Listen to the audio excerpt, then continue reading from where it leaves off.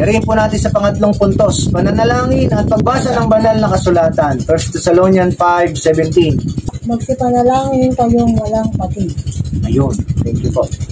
Sabi naman doon sa awit 1 verse 2, sa halip, kasiyahan niyang sumunod sa kautusan ni Yahweh, binubulay-bulay niya ito sa araw at gabi. Ito ay nasa dalawang uri. Ang isang Kristiyano ay kinakailangang magkaroon ng araw-araw na pananalangin at pagtunghay sa banal na kasulatan sa tahanan kung siya ay nag-iisa. Sino po ang nagpupayat? Ito ay mahalagang bahagi ng kanyang pagiging Kristiyano sa loob ng tahanan. Kung maaari ay magkaroon ng pagbasa ng banal na kasulatan sa buong sambahayan.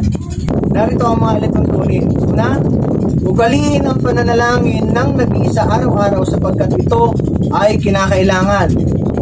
Kasi po, sabi nga nila, ang pananalangin daw po ay hiningan ng isang Kristiyano. Ano bang mangyayari si Reggie kung ang isang tao ay hindi na humihinga? Patay na siya, di ba? Mamamatay na siya. Ganon din sa isang Kristiyano, pagka hindi na tayo nananalangin, pwedeng mamatay yung ating spiritual na buhay. Kaya nga po, ugaliin daw ang pananalangin ng nag-iisa araw-araw sapagkat ito ang kinakailangan. Magkaroon ng tiyak na panahon ng iyong devosyon. Ito yung sinasabi ko, quiet time. Babasa ka ng Bible and then mag-pray ka. Usually po ba, anong oras na ginagawa ito sa maghapon? Yung magbasa at saka manalangin. Sa oras meron sa akin. Kung saan nyo lang maisipan. Sana maghapon sa buwan ni Martin. Wala talagang fixed na oras na talagang tatagpuin mo ang Panginoon. Halimbawa, ang free time mo talaga ay alas 3. Sa oras ng alas 3 araw-araw, makikipag-date ka sa Panginoon. Babasa ka ng kanyang salita. At pag siya'y nangusap sa'yo, sa pamamagitan naman ng panalangin, ay ikaw naman ay sasagot. Kumbaga, nagkakaroon ka ng intimate relationship sa Panginoon. Pag gano'n ang practice mo. Kung halimbawa, ikaw, si Smiley, kausapin ka lang ni Brother Ambay kung gusto niya. Ano kayong mararamdaman mo? Diba? Hindi naman. Siya gano'n. Di ba, nagre-react? Diba? Hindi, kung mari nga lang, anong mararamdaman mo? Masasaktan ka, di ba? Ganon. Halimbawa, 3 days na wala pa sa mood na kausapin ka, di ba? Wala pa siya sa mood na kausapin ka. 3 days na lumipas. So, ano to? Diba? Tatanungin mo sa ngayon, nagkulang ba ako? Hindi, sumusobra ka na. Hindi, sabi nga ng mga biglo Ayan. Kumbaga daw, ugaliin daw yung pananalangin na nag-iisa araw-araw sapagkat ito ang kinakailangan. Magkaroon ng tiyak na panahon ng iyong devosyon. Meron ka dapat fix na oras para tagpuin mo ang Panginoon. Ikalawa, ang pananalangin ay higit na mabisa kung gumagamit ng talaan na mayroong tiyak na mga kahilingan sa panalangin. Sino ang may prayer list mo? Pastor daw, meron yan. Kayo po ang prayer list ka? Alam niyo po, based on my own spirit experience, pagka may prayer list ka, mas makikilala mo ang Panginoon. Kasi ako sa prayer list ko, hindi lahat ng isinulat kong hiniling sa Panginoon is tinugon niya. Pero talagang hinikesan dahil hindi tinugmalooban ng Panginoon. Doon mo makikilala ngayon na ang Panginoon pala hindi katulad ni Santa Claus na pagka may hiningi ka ay ibinibigay sa'yo agad or ibibigay lahat sa'yo. Hindi. Kumbaga, ang Panginoon natin meron siyang sariling kapasyahan. Kung kalooban niya yung isang bagay, mapapasayo talaga. Kaya ngayon, kung hindi niya kalooban, you are under God's protection, sabi nga ni Pastor. Diba? Ngayon, mas lalago ang iyong relasyon sa Panginoon pagka gano'n ang iyong set up sa Panginoon. Diba? May prayer list ka kasi hindi lahat ng nilista mo doon ay tinugon ng Panginoon. Diba? Kaya mahalaga na meron kang prayer list. Alam mo ngayon kung ano ang hindi kalooban ng Panginoon sa buhay mo at kung ano ang kalooban niya. Kasi natatandaan mo doon. Nililista mo, chinecheck mo, iniikesan mo. Diba? Kaya maganda may prayer list. Ikatlo, magkaroon ng tiyak na bilang ng kabanatang nababasa araw-araw. Sino ang may target na chapter read araw-araw? Halimbawa, araw-araw mula Lunes hanggang Sabado, kailangan makatatlong chapter ako. May ganun ba tayong target goal? Ikaw ba sis, ano target goal mo? chapter sa isang araw? Ang target goal ko sa isang araw na nakapangalo. 5. 5. Kailangan sa isang araw makalima ka. Very good. Hindi sa loob ng isang linggo yun, 30 yun. Oh, marami yun. Maraming chapter rin yun. Diba? Pero 20 lang na ako. 20. Aba, marami pa rin yun. Marami pa rin 20. Ano, Sayang yan tayo may chapter rin nun. Oo. Yung kanina, 20 lang, 50 pala, 50. Ako si Pastor, mga sa 16 yata ako. Hindi ko matandaan. 10 plus na lang nilagay ko. Nung nakaraan na 17 eh. Pero nung tumarget talaga ako ng 3 to 5 chapters per week, nung unang linggo, naka 28 ako. Nice. Tapos sa sumunod na linggo, 17 na lang. Pero wag sana puro awit lang yung babasahin. Hindi ako, kailangan may nasa ano ko eh, nasa dyan ako eh. Yung awit kasi 6 verses lang. Tapos sa Old Testament naman, nasa Hukom ako, Pastor. Wow, very good. Si Yaod. Nabasa mo na si Jetta. Ala pa, Pastor. Sa tatlo pa lang, si Othniel, si Yaod, at saka si Shakuba.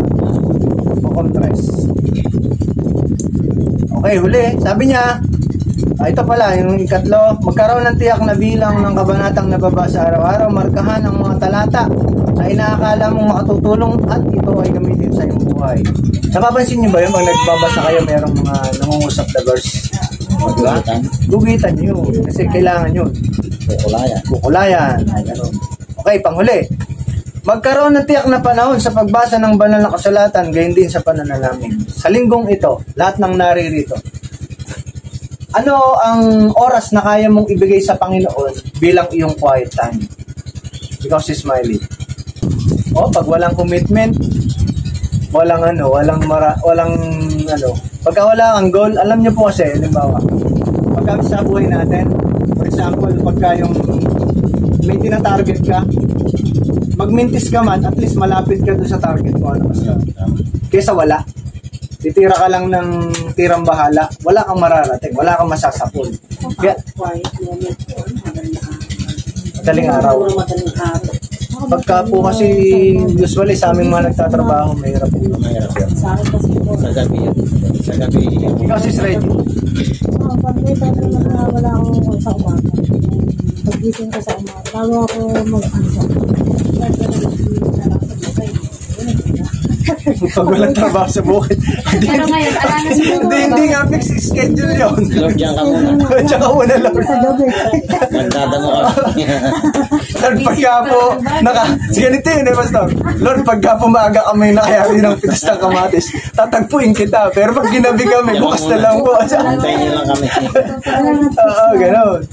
Kailangan may fixed na hour o may fixed time na dapat tagpuin ng Panginoon. Halimbawa, sa araw-araw naman ng buhay mo, halimbawa, busy ka maghapon sa bukid.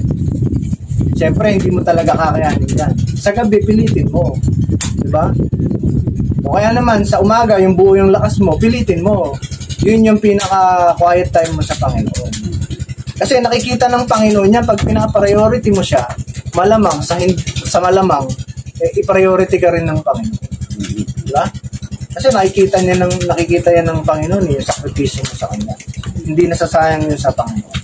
Yun, yung ikatlong puntos. Pananalangin at pagbabasa ng banal na kasulatan. Una, yung pakikipagtulungan. Ikatlo, pagsunod. Ikalawa, yung pagsunod. Ikatlo, yung pananalangin at pagbabasa ng banal na kasulatan. May tanong po ba kayo? Sa akin lang kasi, Pakinggan po natin. Ang pinakasusi kasi niyan ay kung alam natin yung sinasabi ng Panginoon. Doon sa Matthew 22, sa verse 36. Tingnan natin yan. Sana maging ito yung yung goal natin. Alam ko man, pagka ito ang goal natin, magandang maging kahihinat na ng ating mga quiet moment. Matthew 22 ba, Pastor? Oo. Verse 36. 36. Kala ko 6. Guro, alin po ba ang pinakamahalagang utos sa kautusan? Tanong niya. 37, sumagot si Jesus, ibigin mo ang Panginoon mong Diyos ng buong puso, ng buong kaluluwa at ng buong pag-iisip. Pagkayaan, pagka ang Panginoon ang sentro ng puso at isip mo, ang kaluluwa mo, ng lakas mo, sigurado ko hindi yung Lord pagka maaga kami. Kasi kung minsan nga baka pagka gano'n pagka pagod na ka na, ala ka ng time kay Lord, inubos mo na sa bukid. So sa akin po, ang payo ko lang, Kahit sa simula, sa panimula ng araw, ng paggising mo, kahit maaga ka, pwede ka namang manalangin sa Panginoon. Yan ang pinaka-best na prayer time, yung pagkagising. Pasalamat ka sa Diyos. Kasi sa gabi, hindi mo hawak kung baka di ka na nga nakakapag-pray kung minsan dahil sa sobrang pagod mo. Sa umaga na amin. Paghiga mo, thank you Lord. Amen sa umaga. Sa umaga na pagising. Kaya sikapin po natin sa umpisa ng umaga. So yun. Kasi si Lord ang nasa sentro ng puso at isip mo. Pagkaya ng pamantayan mo, naniniwala ko una pa rin ng Panginoon bago yung paghahanda ng babaonin mo papuntang buhay. Ayan lang. Thank you po. Ay, binabalik ko po sa ating presenter sa Diyos ang pagpuri.